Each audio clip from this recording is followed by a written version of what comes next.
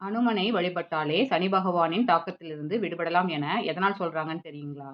ராவணனை அழித்து சீதாதேவியை மீட்க இலங்கைக்கு கடலில் பாலம் அமைக்கும் பணியை ஸ்ரீராமர் செய்து கொண்டிருந்தார். அந்த பணியில் அனுமன், சுக்ரீவன், அங்கதன் உள்ளிட்ட வானரப் படைகளும் ஈடுபட்டிருந்தனர். அப்போது அனுமனுக்கு 7.5 சனி பிடிக்க வேண்டிய காலம் வந்துவிட்டது என கூறி ராமரிடம் அனுமனை பிடிக்க அனுமதி வேண்டினார். அதற்கு ஸ்ரீராமர், உன் கடமையை செய்வதற்கு அனுமதி எதற்கு? முடிந்தால் அனுமனை பிடித்துக்கொள் என்றார். அதன் பிறகு சனி அனுமன் முன் தோன்றி, அனுமனே, நான் சனீஸ்வரன் வந்திருக்கிறேன். உனக்கு 7.5 சனி காலம் வந்துவிட்டதால் உன்னை பிடிக்க வந்திருக்கிறேன். உன்னை பிடிக்க உன் உடலில் ஏதேனும் ஒரு இடம் கொடு என்றார். அதற்கு அனுமன் தனது கையால் ஸ்ரீராம ஜெயம் என பாறைகளுக்கு எழுதி கொண்டு தோளில் சுமந்து காலால் நடந்து கடலில் போடுவதால் இங்கெல்லாம் பிடிக்க வேண்டாம்.